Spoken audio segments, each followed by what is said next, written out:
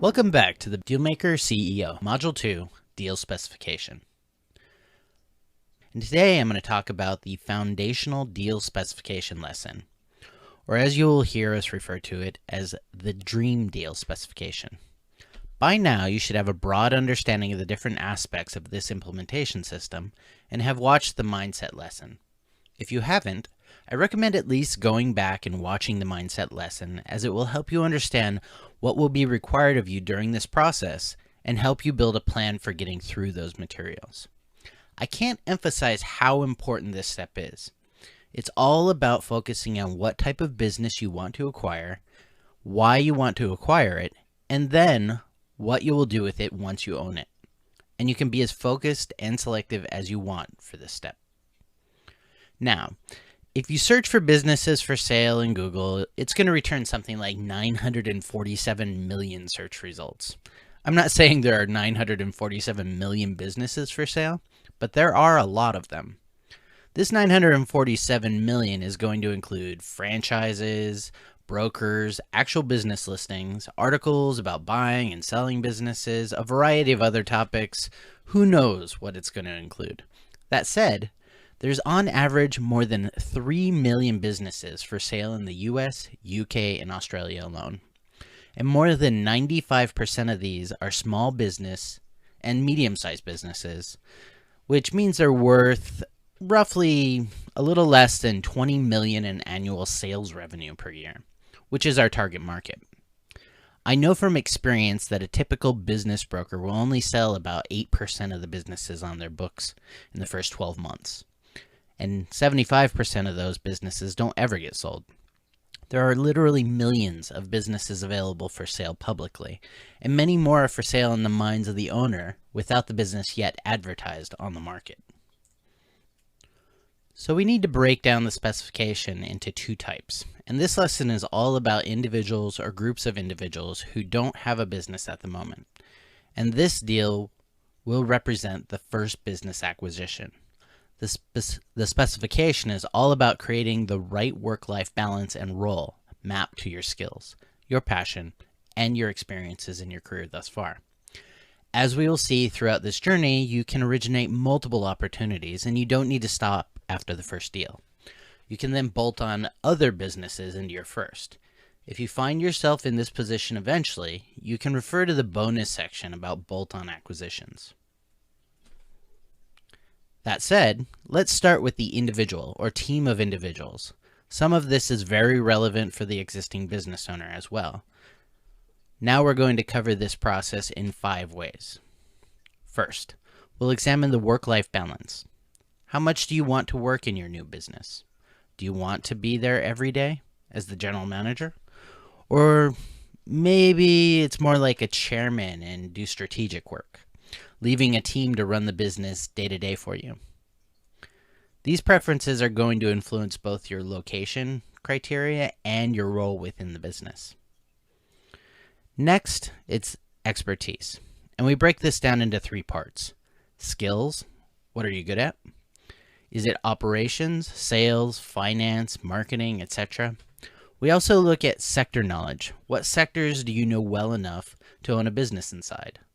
And finally, your business experiences. What has your career taught you so far? What lessons have you learned and lessons that you can apply to your new venture? Do you love, say, engineering sector, but hate aerospace elements of that? It's important that you bring all of your existing experiences and beliefs to bear on this decision. And in point 5, we get into passion. Now, it's really important that you go into a sector and acquire a business that you can be passionate about, because running a business, while it's really, really fun and massively rewarding if you're doing it right, it can also be challenging. Life always throws you curveballs. And if you're truly passionate about what you're doing, it gives you the strength and resolve to overcome any problems that you may encounter. Now for me, the magic bullet in this process is finding the right expertise plus passion combination. And you're going to hear us say this a lot through this course. If you're really passionate about something and also have expertise in that area, then that's the winning formula. So before we go into detail, there are 2 schools of thought for you to focus on, and I want to talk through both of them with you. The more opportunities you originate, the better the odds are of you completing a cash-free deal. We've worked with clients that have created a very, very laser-focused targeted specification that was very, very specific and ignored lots of multiple opportunities that came around. They were a good fit, but they weren't a perfect fit, and they were cast aside. And that's fine, as long as you can originate a minimum of 5 opportunities. Now, the filtering process for both of the size of business and the reason to sell are very important. But my advice is, for now, just keep your mind open to some variations to determine what is your absolutely perfect business specification. On the other hand, your net shouldn't be cast too wide. Otherwise, you'll have too many opportunities to filter, analyze, and negotiate. Imagine you're buying a house. You wouldn't want to consider every single house available within a 10-mile radius from where you live. There has to be some criteria. Location to schools, the neighborhood, the size of the house, the number of rooms, parking, etc. Conversely, you wouldn't want to look at a house that's exactly 4,214 square feet and has a 45.4-yard driveway. It's exactly the same in acquiring a business. You need a good specification, but the ability to be semi-flexible. All of this will make sense as you start originating opportunities and then match them to your DDS or dream deal specification. Now, one caveat to this point is if you already know the business that you want to acquire and that you've become a Dealmaker CEO or owner to learn how to acquire it without spending any of your own capital. Do you know a business already that you want to buy? It could be that you work for that business already and the owner or owners are prepared to let you have it. That's called a MBO, or a management buyout. Or you may have worked there in the past and you've kept in touch with the owner. Who knows? Now they've approached you to take it off his or her hands. That's the flip side of an MBO, which is an MBI, and that's called the management buy-in. So you know the business, you know how it runs, but you haven't worked there in a while. Now the process is exactly the same for both. If there are more than one of you going through this process together, maybe one of you is in the business right now working there and the other is not, then that's called a BIMBO, or a BIMBO, or a buy-in management buyout. So if you do have a business that you definitely want to buy and you've approached it or you've had discussions prior to this training, I urge you to still do the DDS exercise and originate some other opportunities. Now, why is this important? Well, it's important for 2 reasons. First, I want to give you some leverage to play other businesses off against the owners of that chosen business. And it can also help you with negotiations, and we'll get into that in a lot of detail later in this course. Also, deals can fall through. You can have a change of heart, so can the seller. You can do some due diligence, and issues arise that put you off and you don't want to do the deal anymore. Now, it's important, therefore, to have a plan B, or a plan B list, so do the DDS to start building that. So to kick this off, let's first look at the work-life balance. Now, these are the questions that you need to honestly ask yourself. The first one is, do you want to work full-time? Now, many of you will, but some of you probably will not. If you're in your late 40s or 50s, you may want to play golf a few days a week or some other hobby. Or you may have other commitments on your time, like charity work, consulting projects, board appointments, whatever. You may even want to stay in your current job and have a business on the side for passive income. Alternatively, if you're in your early 30s or even younger, and you know some of you are, you'll want to spend more time with your family or travel or whatever. I've had previous positions where I traveled all the time. We all have. I missed family and friends' birthdays and holidays because of it. This is time I will not get back. Carl spent a good portion of his early career flying all over the world, doing deals and missing the important events with his family. Now, he hated traveling. Although he got to fly first class, 10 hours in a big chair does not compensate for being away from the family or missing events with your friends. And you may feel the same way yourself. Now, travel's got 2 components. If you want to visit your business a day, a week or so, you may be fine traveling away just for that day, as it leaves you the rest of the week to be at home. Or, If you're going to work in your business full time and say you have strong sales skills, for example, and you want to jet around negotiating new deals, that's fine too.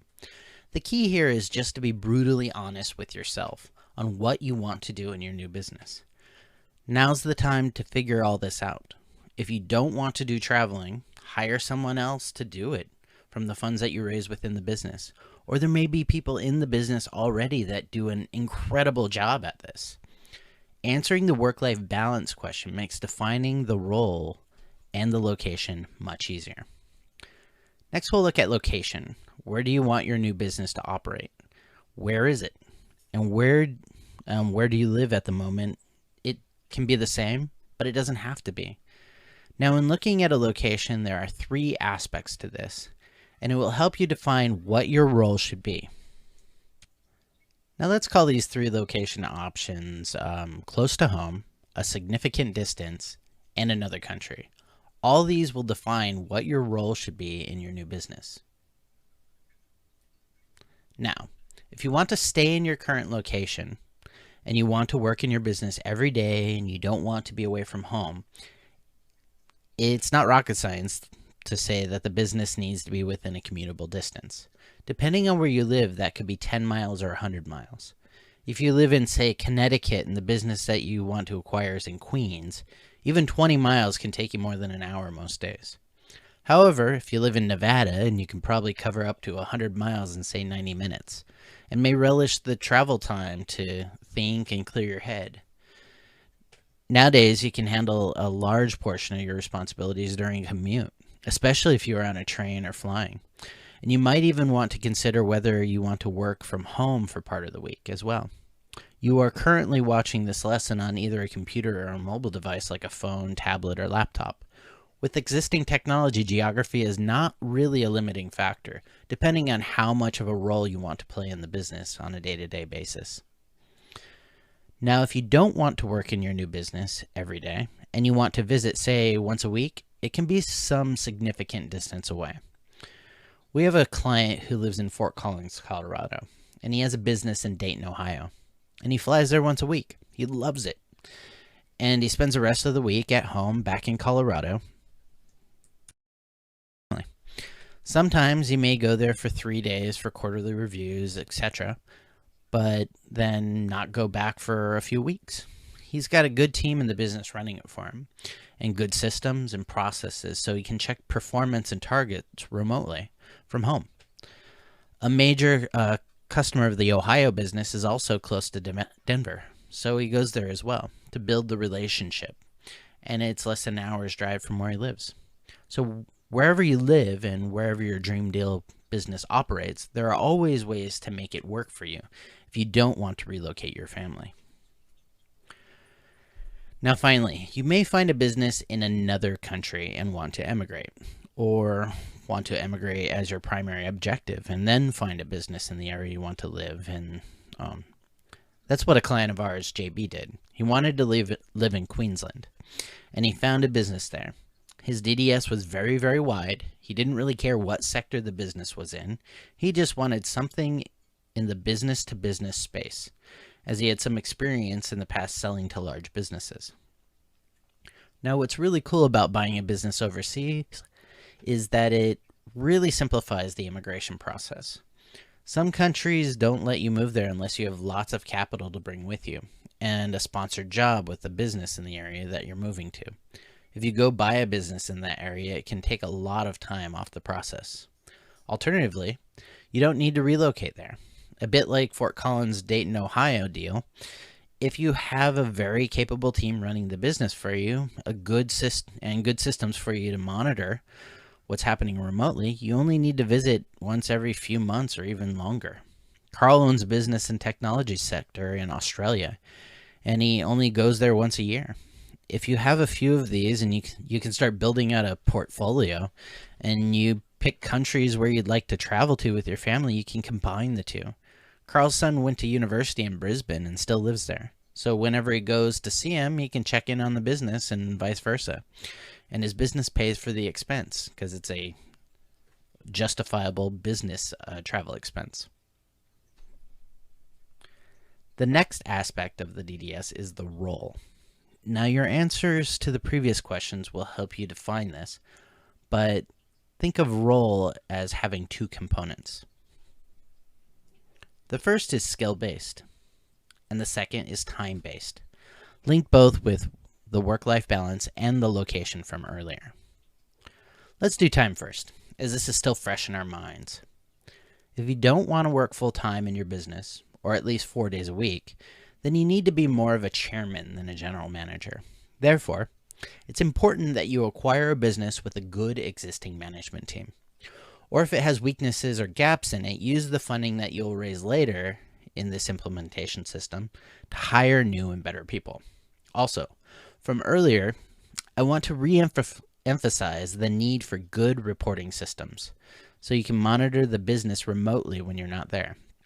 Most of the businesses you'll go see will not have any good systems or processes for this, especially if the seller is the burnt-out owner-manager, so you'll need to develop them.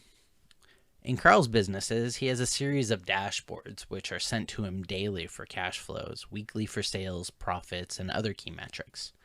Then there are monthly management packs that he uses in his board meetings. What's great is if you get this right, your ability to own multiple businesses and start building a portfolio is quite high. I said the other role was skills. This is more relevant if you are going in there full time. We all have skills, even if they aren't obvious. Mine are sales, marketing, strategy, and systems development. I don't know much about HR, sourcing, and I only have a basic level of financial experience. So I would make sure I have strong people in my business that are superstars at that kind of stuff.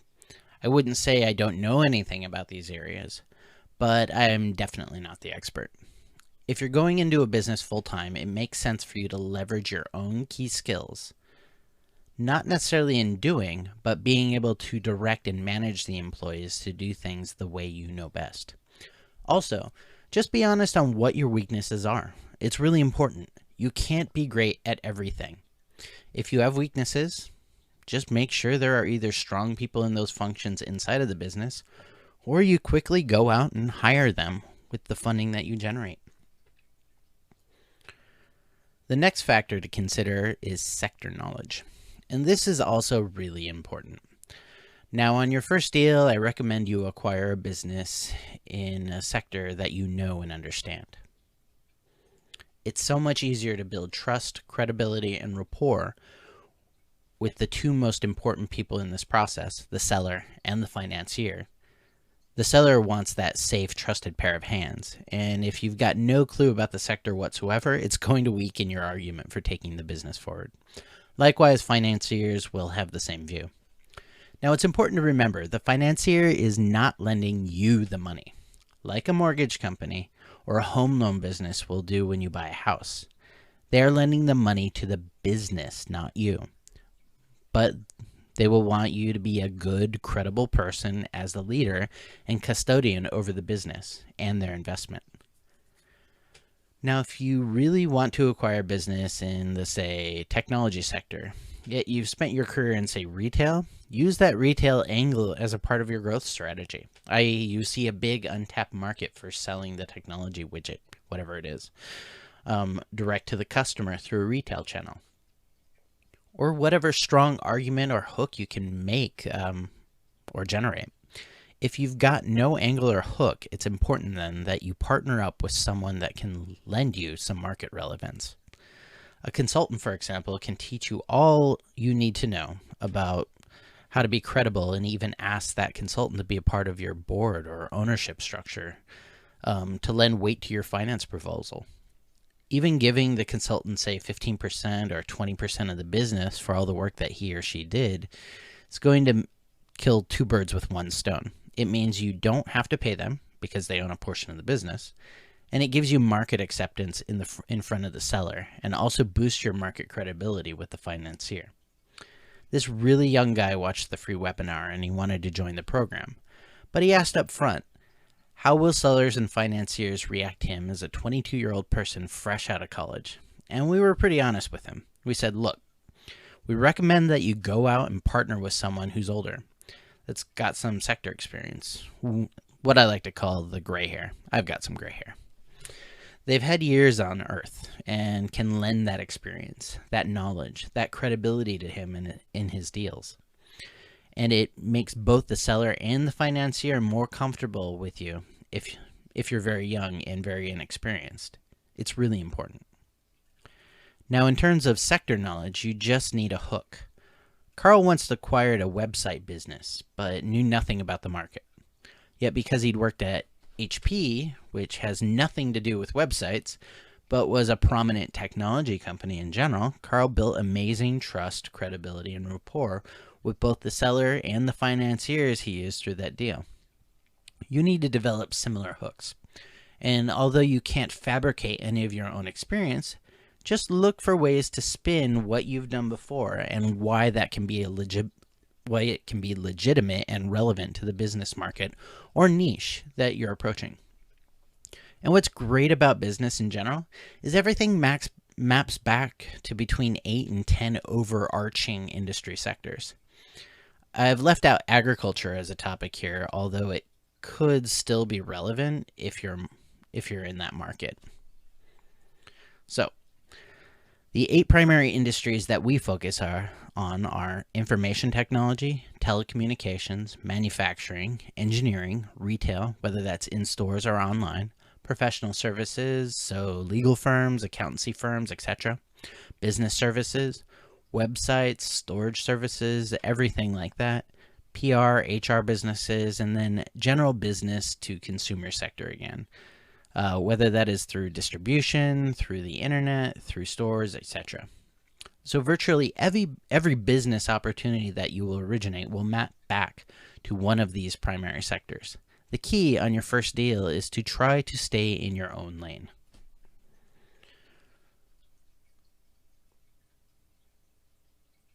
Next up is business experience, and it's about how your career to date will influence what type of business you acquire. Now, let's look at this in 3 ways. First, is sector that you can take advantage of?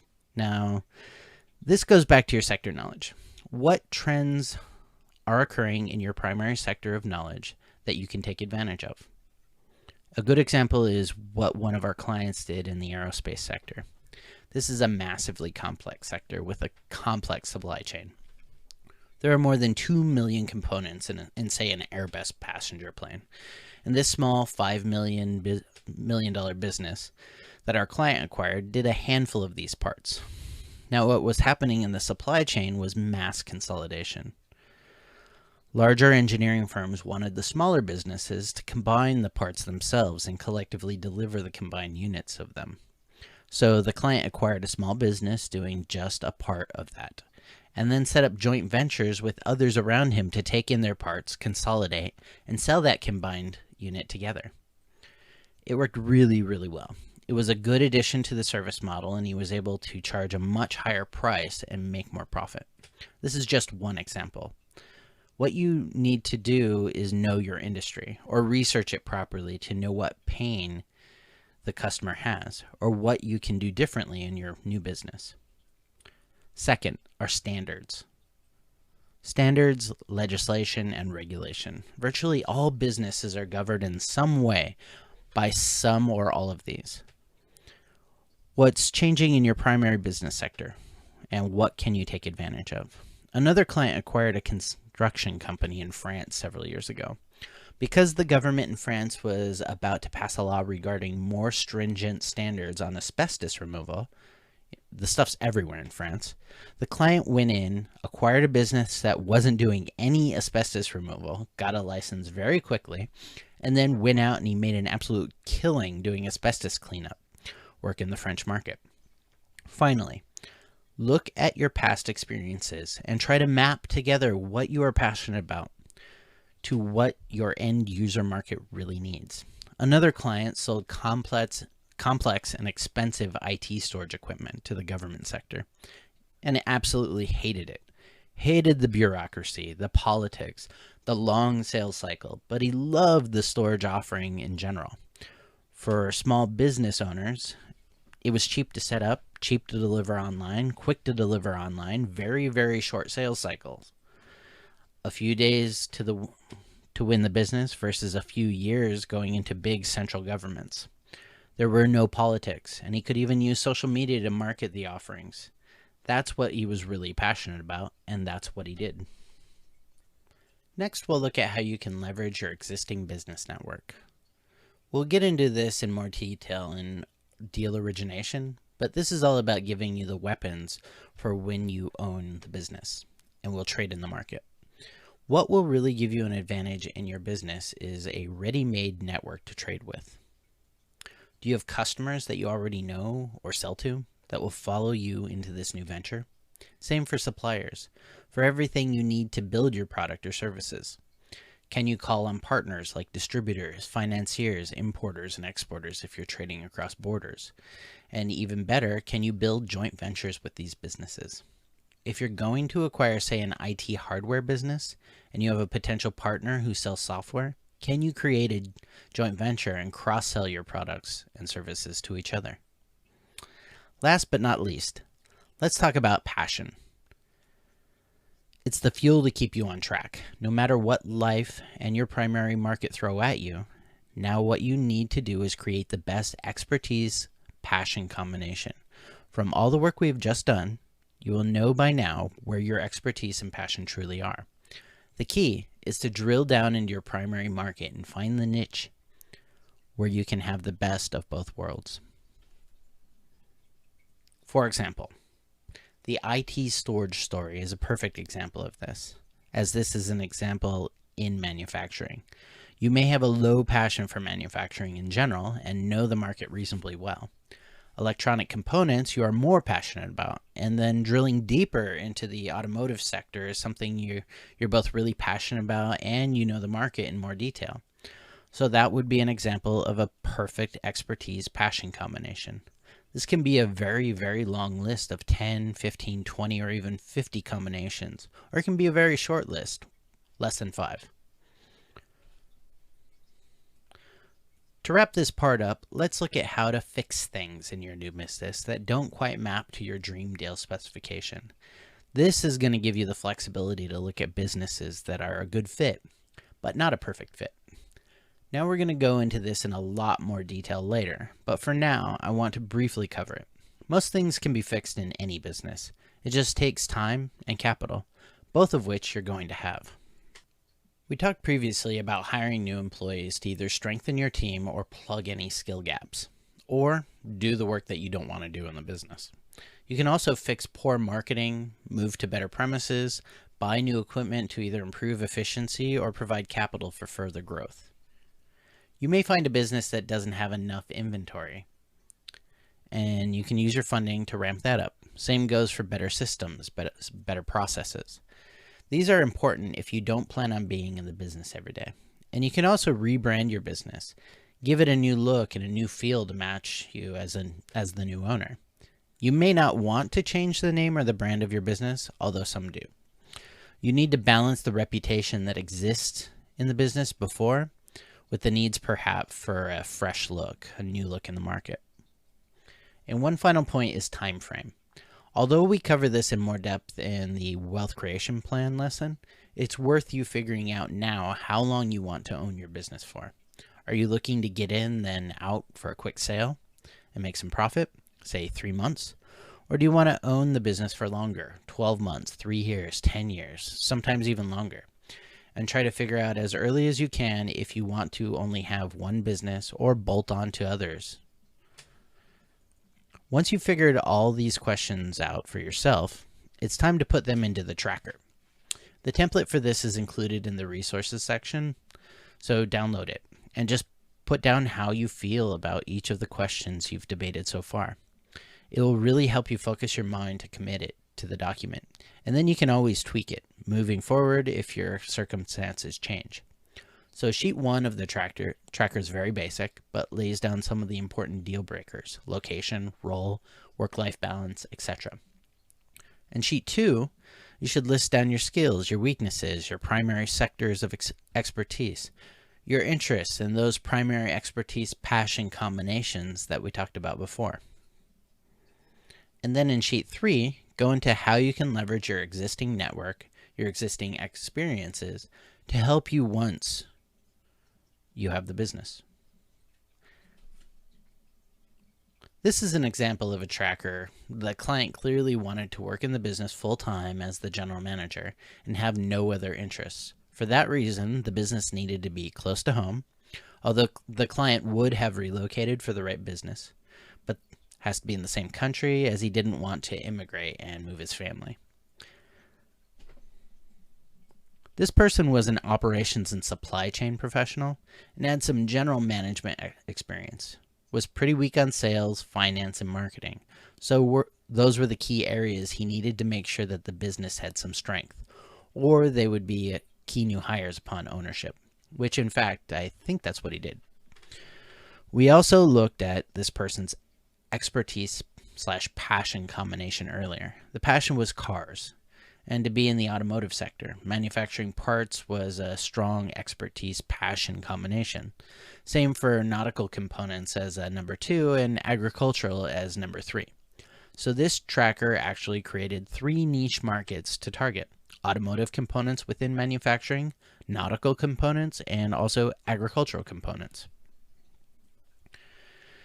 And the third part of this example is that this person also had a good network of suppliers, partners, and potential JVs, but had little by way of customer contacts, as he wasn't involved in sales in his previous career.